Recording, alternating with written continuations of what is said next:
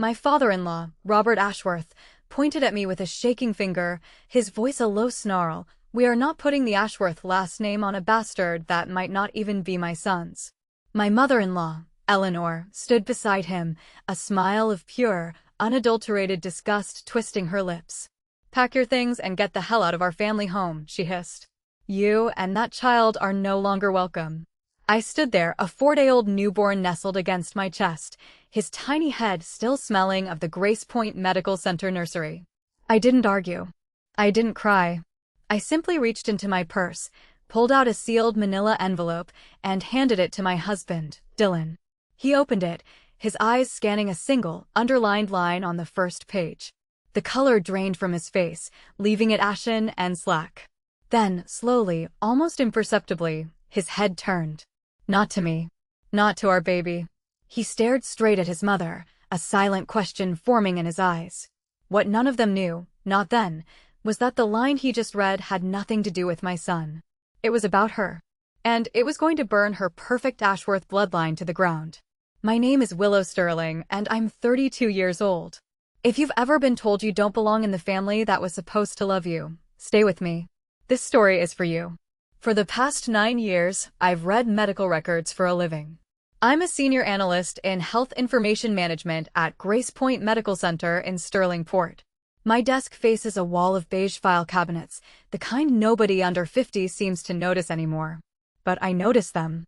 I notice everything. My father used to say, records don't get nervous. People do. He died of pancreatic cancer in late 2018, just 6 months before my wedding. I still carry a small, gray cloth notebook in the inside pocket of my work blazer. It was his. He carried it the same way. That notebook would, one day, hold the only sentence I needed to bring an entire family down. But on that morning, leaving the hospital, it was just a notebook. And I was just a woman in a maternity discharge gown, walking past 3 suitcases that did not belong to me, already waiting in my own home. I met Dylan Ashworth in the spring of 2017. I was 24, performing an interface audit between Grace Point Medical Center and his family's law firm, Ashworth, Thorne, and Brooks. He was the junior associate assigned to babysit me through the endless stacks of paperwork. We sat across a polished glass conference table on Lighthouse Rise for 3 long afternoons. On the 3rd afternoon, he asked me about a misfiled records request. I told him the truth, the blunt version, not the polite one. He looked up surprised, then he laughed. Really laughed. He told me later it was the first time he had truly laughed in that office in 2 years. "You don't talk like a lawyer," he'd said. "I don't have to lie for a living," I shot back. I thought it was a joke. He told me much later that his mother had warned him about records women. I thought that was a joke too. We were married in October 2019 in a small Commonwealth church outside Fairhaven, where my mother had grown up. My father had been gone less than a year. My mother walked me down the aisle, clutching a handkerchief she'd embroidered with both of our names. The Ashworths attended. They sat in the 3rd row, stiff and formal. Afterward, Eleanor Ashworth, my new mother-in-law, hosted what she called a post-wedding garden tea at their sprawling Elmwood estate. In the receiving line, she handed me a calling card. It read, Mrs. Robert J. Ashworth in raised black ink. Her own first name wasn't on it. I kept it. I didn't understand for 6 more years why a woman would erase her own name first. We tried for a baby for 4 years. There were 2 miscarriages.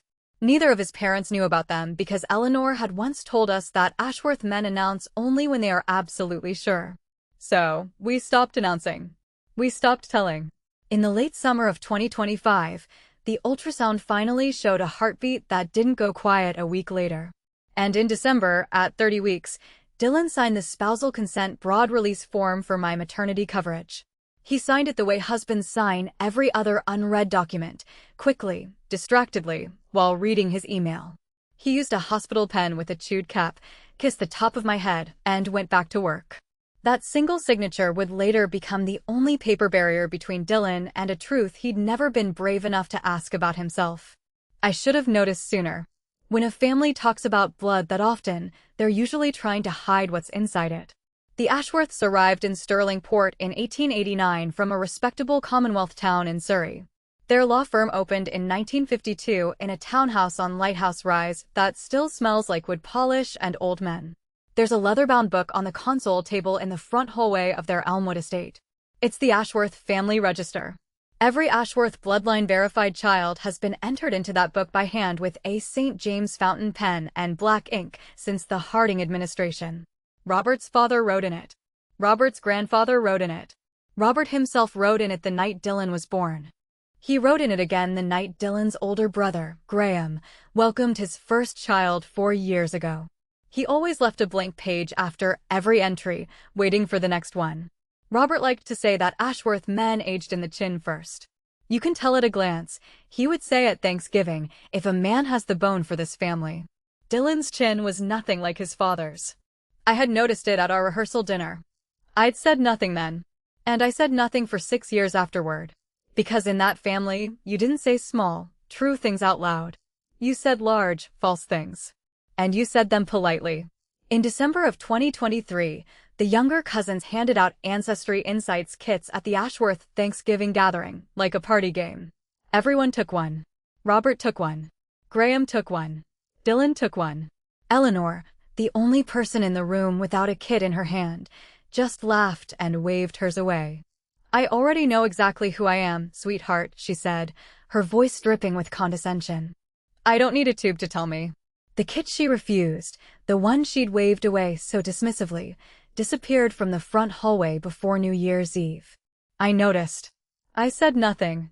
A month after my father-in-law's older brother, Arthur, died of pancreatic cancer in the summer of 2019, Robert signed up for the optional hereditary cancer screening add-on through Grace Point Elite's executive health program. The firm paid for it, of course. He wanted answers about how his brother had died. He wanted to know if the same shadow lived in his own DNA. He got answers about cancer risk. They were unremarkable. Just the panel, like all modern hereditary cancer panels, automatically logged a paternal haplogroup signature as background lineage data. A haplogroup is essentially a genetic marker, a signpost in your DNA that points back to a common ancestor, a kind of family tree written in your very cells. He never opened that part of the file. Why would he? He already knew exactly who he was, too. Or so he thought. In November of 2025, when I was 8 months pregnant, Eleanor emailed me a document. The subject line alone was enough to make my blood run cold. Family standards for your year of if I die or something. For your awareness. It contained 9 bullet points. No tattoos. No social media announcements of the pregnancy. No public ultrasound pictures. And then, item 7, underlined in pale blue pencil before she printed and rescanned the page, it read, "Non-paternity events stay inside the family." I read that line 3 times. The words hung in the air, heavy and dark. I filed the email in a folder I called Ashworth. That phrase, non-paternity events, was not the kind of phrase a woman writes by accident. It's the language of a legal document designed for plausible deniability, for carefully constructed distance. I just didn't know yet whose event she was thinking about, whose secret she was trying to bury. In late January of 2026, Dylan's older brother, Graham, sent a message into the family group chat. The same one Eleanor had so aptly named the register. Graham and his wife, Margot, were starting IVF. And they were including genetic testing on the embryos. Graham, full of this new, almost frantic, father energy years before the fact, suggested we all add a baseline genomic comparison to the family. "It's about time we map this family properly," he wrote. "Dill, you should grab one too." Dylan didn't answer right away. He told me later he meant to. He never did. Within an hour of Graham's message, Eleanor texted him privately. The screenshot would come to me much later, from one of the 4 cousins who quietly texted me directly during the worst weeks. Eleanor's text read, "Let's not turn this into a circus. Dylan has enough on his plate." At the time, I read it as protective of Dylan, a mother looking out for her son. I would learn, much too late, that she had been protective of herself. I went into labor at 1 in the morning on Thursday, February 12, 2026. A blizzard had rolled into Sterling Port, closing half of Route 75. The snow would still be falling 2 days later when my mother tried to drive down from Fairhaven. Arthur David Sterling Ashworth was born by scheduled cesarean at 9:14 in the morning. 6 pounds, 11 ounces. He had a small whirl of dark hair at the back of his head and a hospital bracelet that read, in tidy printed capitals, Baby Sterling Ashworth. The nurse let me hold him before they took him to the warmer. He smelled like every newborn I had ever leaned over in 9 years of work. He smelled like a fact that nobody, not even the Ashworths, could undo.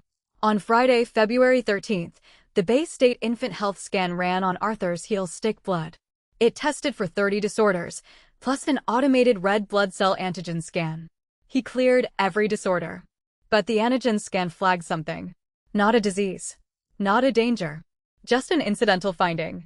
A rare blood marker called L-beta. It's present in roughly 1 in 7,000 people of Northern European descent. It's inherited paternally through the maternal line, and because it's so rare, it functions in lineage work like a fingerprint. If a baby has it, somebody upstream has it. The lab note in my chart read, in plain text, unusual, not pathogenic. Recommend follow-up with genetics if family history relevant. I sat in my hospital bed at 3 in the afternoon and read that line. I read it 3 times. The blood, the lineage, the Ashworths. I felt a cold certainty blooming in my chest. I called Dr. Evelyn Vance in the genetics department from my hospital phone. I had worked with her on chart audits for years. She picked up on the second ring. "Hi, Willow," she said, her voice warm. "I just saw your delivery in the system." "Congratulations." "Thank you," I said, cutting straight to it. "I want to file a follow-up request under my own consent today, if possible." Evelyn was quiet for a second. Then she said, "What kind of follow-up?"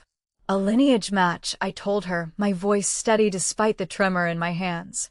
"L-beta marker. Arthur against Dylan." "You have spousal consent on file?" she asked, her tone shifting to professional. "Signed December 2nd, I confirmed. Maternity coverage release.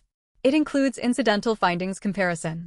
"Then yes," she said, without another beat, "I'll walk it down myself." I signed the paperwork at the side of my hospital bed with Arthur in the crook of my left arm. I also signed a separate document with the personnel director, who came up to my room because she liked me. It was a formal disclosure that I had a personal conflict of interest in the matter and would not access any record at Grace Point Medical Center for the duration of my medical leave. I would not return to work until further notice. The disclosure was timestamped 2:47 in the afternoon on Saturday, February 14th. The screenshots in the safe, the ones that would later confirm every move I made, would all be timestamped to the minute. By Sunday morning, the lab had run the L-beta marker comparison on Dylan's existing wellness file from the Grace Point Elite system and on Arthur's newborn screening sample. They matched. Arthur was Dylan's biological son. Dylan was Arthur's biological father. The probability of error in that kind of marker match is so small that no court in the country has ever set it aside. Evelyn walked into my room on Monday morning, just before discharge, carrying a manila envelope sealed with red lab tape. She set it on the rolling tray over my legs. She didn't smile. She could read a face faster than anyone I have ever known. "It's clean," she said, her voice soft but firm. "It's him." She underlined the relevant line on page 1. "You hold this." "Thank you, Evelyn," I whispered, clutching the envelope. "Willow," she added, her eyes meeting mine, "whatever you need. I'm a phone call away." I packed Arthur into his car seat at noon. Dylan pulled up at the discharge curb in his gray sedan. He looked at me the way a man looks at a stranger who has been assigned to him. He had been distant for 2 days. He had been on the phone with his mother twice on Saturday night. I did not ask him about either of those phone calls. I tucked Arthur into the back seat. I sat in the front. The envelope went into my purse, tucked between a pack of nursing pads and my father's old gray notebook. The discharge nurse pushed me out to the curb in a wheelchair. As she let me up, she said, almost casually, "Whoever's waiting at home, ask them to take everything off the floor. You don't want a trip in the first week." I would think about that sentence for the rest of my life. There was, in fact, something on the floor of my living room when I walked through the door an hour later. 3 of them. Lined up perfectly. We lived in a brownstone on the Riverview side of the river. Robert and Eleanor had a key to that brownstone. Because in early December, at our baby shower, Eleanor had asked Dylan for one to help set up the nursery. He had given it to her without thinking. The way he gave her almost everything without thinking. The second I walked into our living room, carrying my 4-day-old newborn, my father-in-law pointed at me and said the words I will quote for the rest of my life. Eleanor, my mother-in-law, smiled with pure disgust and added hers. There were 3 leather suitcases lined up against the wall of the front hallway. The luggage tags read, in Eleanor's distinctive, left-leaning handwriting, W. Sterling.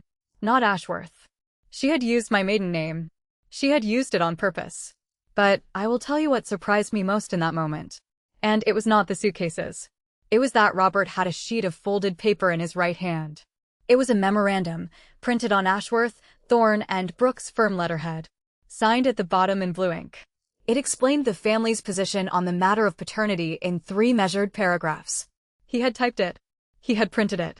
He had brought it on official stationery, which meant he had planned all of this before my water even broke. Dylan stood beside the door. He did not move. He did not speak. I counted the seconds in my head because I count things. 11 seconds. Arthur shifted against my collarbone. I did not adjust him. I did not want to give my mother-in-law the satisfaction of watching me steady myself in any way. Pack your things, Eleanor said again, her voice like ice. We've been generous. She pushed a thick craft envelope across the coffee table. It was sealed with a small disc of red wax, the kind of envelope that has a number printed inside it. I would learn later that the number was $235,000.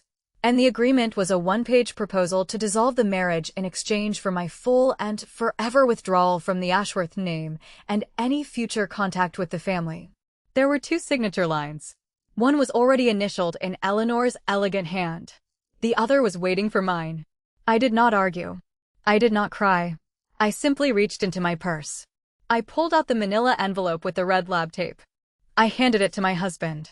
Read the underlined line, Dylan, I said, my voice barely a whisper. He looked at me. He looked at the envelope. He looked at his mother for a quarter of a second, a tick, almost, and then he opened it. He read the line. Page 1, paragraph 2. Paternal lineage confirmed. Patient Arthur David Sterling Ashworth matches reference paternal sample Dylan D. Ashworth. L-beta marker present in both.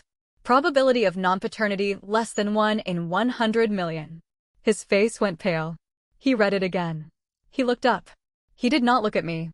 He did not look at Arthur. He turned his entire body slowly toward his mother, and he stared at her the way a son stares at a woman he has begun to suspect of a lie he is not yet ready to name. Mom, he said. That was the entire sentence. 1 syllable. He did not move closer to her. He did not move closer to me. He just stood there with the page in his hand and his mouth slightly open. And his father, who had been waiting for an answer, or an apology, or some kind of feminine collapse, finally saw something change in the room that he had not authorized. Dylan, Robert said. His voice was lower. It almost sounded uncertain. Whatever's in that envelope, son, the family's position remains. Dad, please. Eleanor stood. She straightened her cashmere cardigan with both hands, like a woman straightening a curtain. She walked past her husband. She walked past Dylan. She picked up her purse from the credenza. She left through the front door without looking at me. She left her 3 packed suitcases where they were. Robert followed her 30 seconds later. Slowly. His memorandum still clutched in his hand. He paused in the doorway. He didn't say goodbye. He didn't apologize. He nodded to Dylan in a way I had seen him nod at junior associates in the firm. Then he was gone. Dylan closed the door. He locked it. He turned the deadbolt twice, which he never did. He came back into the living room. He sat down on the floor in front of the coffee table. He put the envelope on his knees. He didn't say anything for a long time. Arthur made the small, breathy sound newborns make when they are about to wake. I sat down on the couch beside Dylan. I unbuckled the carrier strap one-handed. I lifted Arthur out. I unwrapped his blanket. I held him against the front of my cardigan and pressed my chin to the top of his head. Willow, he said, his voice raw. I know. They had it all written down. I know, I replied. My father printed it on letterhead. I saw. He pressed the heels of his hands into his eyes for so long that I thought he might be crying. He wasn't, exactly. He was containing something. He was a man who had grown up containing himself. Willow, why was the line about? Why is it underlined? Why does it matter that the lab matches so specific? It doesn't, by itself, I said, my voice gentle. It just means I knew what your parents were going to do. I knew before they did it. I knew on Saturday. He went still. You knew on Saturday? He asked, his hands dropping from his face.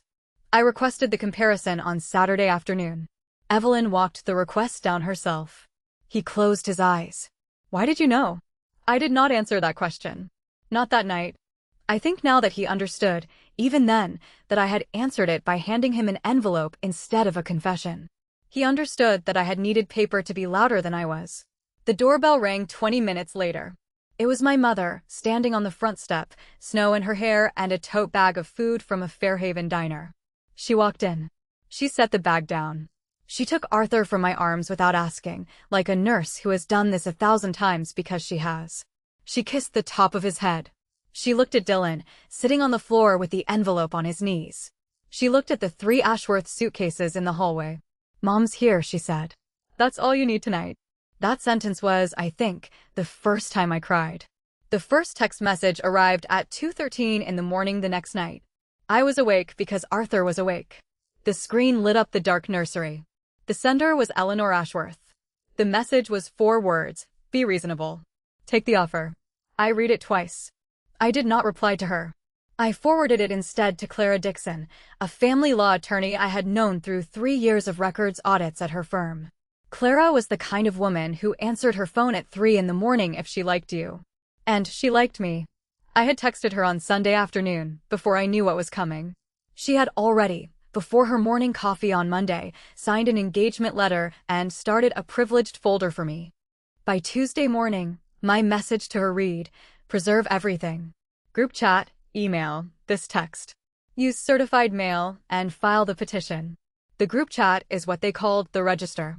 16 people, aunts, cousins, the older Ashworth uncles, 2 Whitlock cousins on Eleanor's side. Within hours of the ambush in my living room, Eleanor had begun a coordinated drip. She did not name me directly. She did not need to. She posted a cropped photograph of Arthur's profile beside an old baby picture of Dylan at 1 month old. She labeled them simply, for peace of mind, family, we are looking into the situation. 4 of the 16 people in that chat texted me directly within the hour. None of them texted her. The rumor at the Elmwood Sporting Club arrived on Wednesday afternoon. Hand-delivered by Eleanor's cousin, Caroline Whitlock, at a charity tea I was not attending. The rumor concerned a man named Benjamin Shaw, who had been my supervisor at Grace Point Medical Center for 6 years before he retired to Cove Haven 4 years ago with his husband, Mark. Benjamin was 68. He sent me Thanksgiving cards from Arcadia with watercolor paintings of lobster traps on them. Eleanor had seen one of those cards once on our living room mantel. She had built a rumor out of a postcard from a man who lives with his husband in Arcadia. Dylan moved into the guest room of our brownstone the night after the ambush. He did not move out. He did not go to his parents. He did not go to a hotel. He moved into the small room across the hall from the nursery and pulled the door almost shut. He was, I think, neither choosing them nor choosing me. He was catching up. He was a 34-year-old man who had grown up inside a family that had never asked him a single question he could not answer with a polite handshake.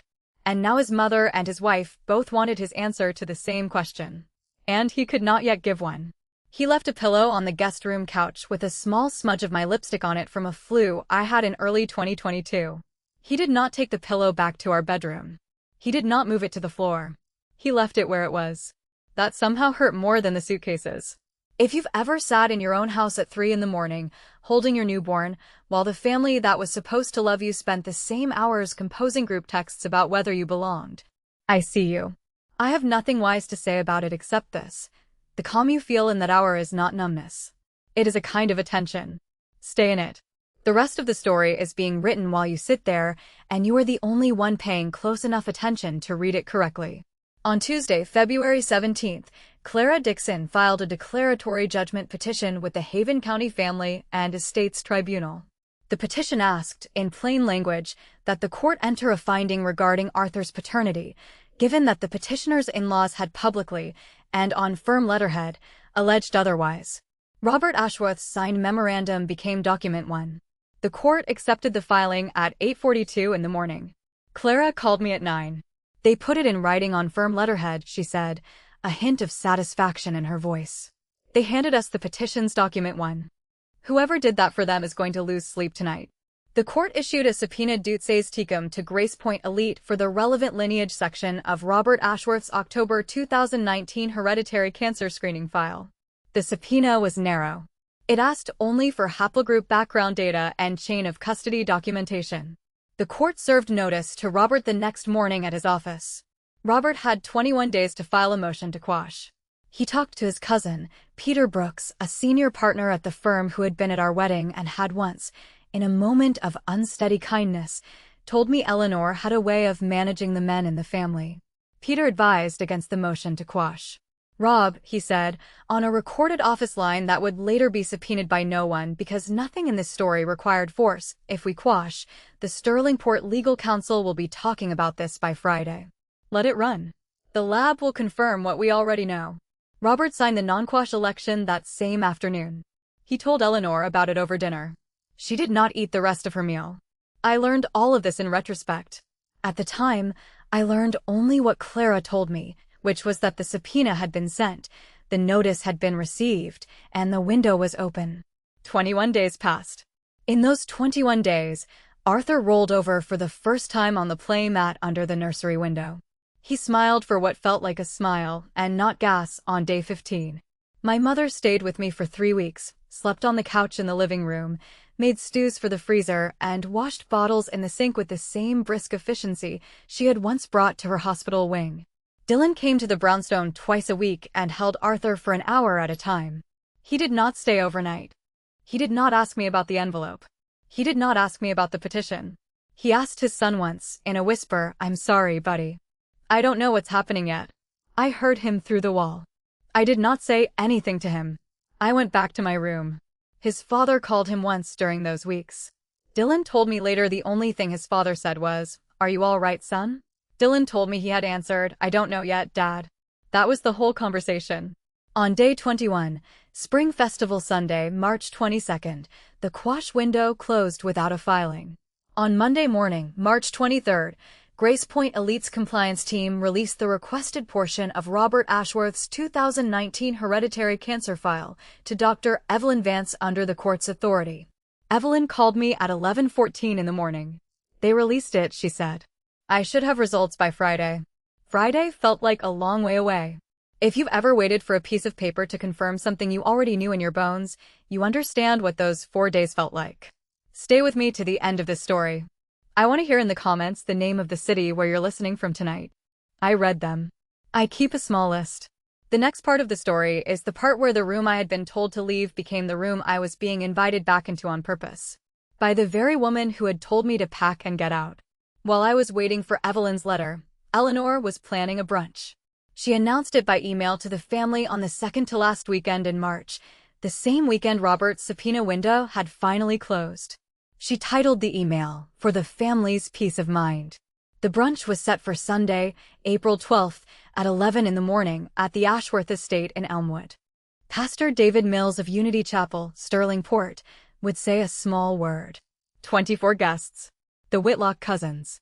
The senior Ashworth uncles. 2 senior partners from the firm, Peter Brooks and Nathan Thorne. Graham and Margot, who had no idea what was about to happen. Robert. Eleanor. Dylan. And me. Eleanor was choosing the date for renewal. Spring Festival Sunday fell on April 5th. A naming brunch the following Sunday placed the event safely outside of fasting season and inside the symbolism she liked best. She had ordered the invitations on heavy ivory cardstock, with the Ashworth crest embossed at the top in dull gold leaf. She had ordered them, I would later learn, before the subpoena was even released. She had ordered them in confidence. She had ordered the cards before she'd ordered the truth. That was her mistake. Clara told me later that the brunch was a gift. She invited the room you needed, she said over the phone. All you have to do is sit in it. I believed her. I told Clara I would be there. I told her I would bring her with me. I told her I would bring everything. I replied to Eleanor's email at 11:47 on Saturday night, March 28th. The same night Clara locked the original signed letter into safe number 53 at her office. My reply was 4 words long. I'll be there. Both of us. Eleanor read it as me and the baby. I had meant something else entirely. Evelyn called me at 1 in the afternoon on Friday, March 27th. Her voice was the voice of a woman who had read a report twice and called twice through the steps to make sure she had not misread it. "Willow," she said. "Are you sure you want this in writing?" "Twice," I insisted. "With your signature on letterhead. I'll have it for you by Monday." I asked her to seal it in the same envelope I had carried home from the maternity floor. She said she would. When I picked it up on Monday afternoon, March 30th, I added 2 more pages to the envelope. A copy of the court subpoena, certified by the Haven County Clerk, and a copy of the chain of custody log Grace Point Elite had attached to its release. I numbered the 3 pages in pencil at the top corners. I drew a small underline in yellow highlighter across the relevant line on page 2. I sealed the envelope. I labeled it in my own handwriting for Dylan in order. I set it on the rocking chair in Arthur's nursery on the night of Saturday, April 11th. I clipped a sticky note to the front of it. The note read, "Read all 3 pages in order." Arthur was asleep in his crib. The lamp-shaped nightlight cast its slow, soft circle on the wall. I sat in the kitchen with a cup of cold tea and waited for my husband to come home from wherever it was he'd been driving in the dark. He came in at 10:42. He took off his coat. He walked down the hallway. He stood in the doorway of the nursery for a long time, the way a man stands in the doorway of a room he has only recently begun to understand he is allowed to enter. He picked up the envelope from the rocker. He read page 1, the same page I had handed him at the ambush almost 2 months earlier, the page he had been carrying in his briefcase ever since, like a man carrying a stone he did not yet have the strength to put down. He turned to page 2. He read the underlined line. He read it twice. He closed the envelope very slowly. He did not look at me. He did not look at Arthur. He looked down the hallway toward the guest room where his mother had been sitting since 5 that afternoon, because he had invited her to come over and help him set up coffee for the next morning's brunch. "When did she get here, Willow?" Dylan asked, his voice a low, dangerous vibration. 5 o'clock. She brought a tin of shortbread from Westford Confections and a single Unity Chapel candle. "She's in the guest room, Dylan. She thinks she's already won." Dylan didn't look at me. He looked at page 2 of the report, the page that showed his paternal haplogroup, a genetic signature that should have been an identical match to the one Robert Ashworth had logged in 2019. But it wasn't. Robert's haplogroup was R1b common, European, exactly what you'd expect from a man whose family came from Surrey in 1889. Dylan's haplogroup, however, was M253. It wasn't a mutation. It was a different branch of the human tree entirely. It meant that while Arthur was Dylan's son, Dylan was not Robert Ashworth's son. The non-paternity event Eleanor had warned me about in her blue-penciled email wasn't mine. It was hers. Dylan walked down the hallway. He didn't knock. He pushed the guest room door open. Eleanor was sitting on the edge of the bed, her iPad in her lap, likely finalizing the seating chart for the Triumph brunch. "Dylan, dear," she said, her voice like honey. "I was just thinking we should put the Brooks cousins near the." He didn't say a word. He simply dropped the manila envelope onto her lap. It landed with a heavy thud. "Page 2, Mom," he said. "The highlighted part." "Explain it." I stood in the doorway, Arthur asleep in my arms. I watched Eleanor's face. She didn't panic at first. She was too practiced for that. She put on her reading glasses. She scanned the page. Then I saw the exact moment the blood left her lips. She didn't look at Dylan. She looked at me. "You," she hissed, the honey in her voice turning to acid. "You went looking for this. You violated the family's privacy." "No," I said quietly. "I performed a lineage audit authorized by my husband's signature." "Records don't get nervous, Eleanor. People do. You should have checked the fine print on the 2019 cancer screening your husband took. You should have realized that once you question a child's blood, the lab checks everyone's blood." Dylan took a step forward. "Who is he, Mom? The man on Lighthouse Rise? A client? A friend of the family?" Eleanor stood up, her stature trembling. "Robert is your father in every way that matters. The Ashworth name is yours because I gave it to you. I protected you. I built this life for us." "You didn't build it," Dylan said, his voice cracking. "You stole it. And then you tried to throw my wife and son into the street to protect a lie you've been telling since 1991. "We are going to the brunch tomorrow," Dylan added, his tone suddenly icy and professional, the tone of a senior partner. "But we aren't going as guests." We're going as the closing act. The Sunday brunch at the Elmwood estate was exactly as Eleanor had planned. The silver was polished. The mimosas were chilled. The 24 most influential people in Sterling Port were gathered under the portrait of the first Robert Ashworth. Robert Sr. stood at the head of the table, tapping a crystal glass with a spoon. "Friends, family," he began, "we had a moment of uncertainty. A shadow over the Ashworth line. But the truth has a way of coming to light. We are here to welcome Arthur David into the register." He picked up the St. James fountain pen. The leather-bound family register was open on the sideboard, waiting for the ink. "Stop," Dylan said. The room went silent. Robert frowned. "Dylan, don't be dramatic. We've moved past the unpleasantness." Dylan walked to the sideboard.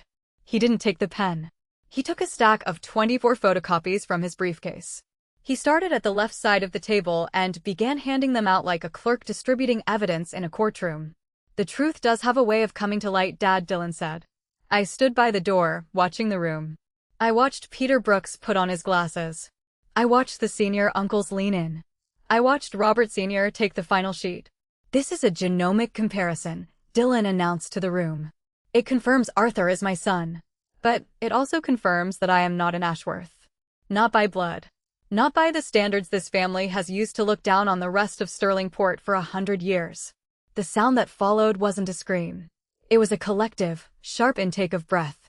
Robert Sr. looked at the paper, then at Eleanor, who was standing by the window, looking out at the gardens she would no longer own. His face didn't go ashen, it went purple. The bone of the chin he was so proud of began to shake. "Eleanor," Robert whispered. She didn't answer. She didn't have to. The records had already spoken. We left before the shouting started. As we walked down the stone steps of the Elmwood estate for the last time, Dylan stopped. He looked at the 3 leather suitcases sitting in the trunk of our car, the ones Eleanor had packed for me weeks ago. "Leave them," Dylan said. "The suitcases?" "The name," he replied. "I'm filing the paperwork tomorrow. I'm taking your name, Willow. Arthur Sterling. Dylan Sterling. It's a better name anyway. It's a name that knows how to tell the truth." I reached into my blazer pocket and touched my father's gray notebook. I felt the weight of it, the weight of a man who knew that facts were the only thing you could truly build a house on. The Ashworth law firm collapsed 6 months later. The scandal of the century led to a series of audits that revealed more than just a biological secret. It revealed years of creative estate management that the firm couldn't survive. Robert and Eleanor are currently embroiled in a divorce that is stripping the Elmwood estate down to the floorboards. My name is Willow Sterling. I still work at Grace Point Medical Center. My desk still faces a wall of beige file cabinets. People still walk past them without looking. But they should look. Because somewhere in those files, tucked between a blood test and a signature, is the truth about who you are. And if you're lucky, it's the truth that will finally set you free. I'm listening from Sterling Port. Where are you listening from?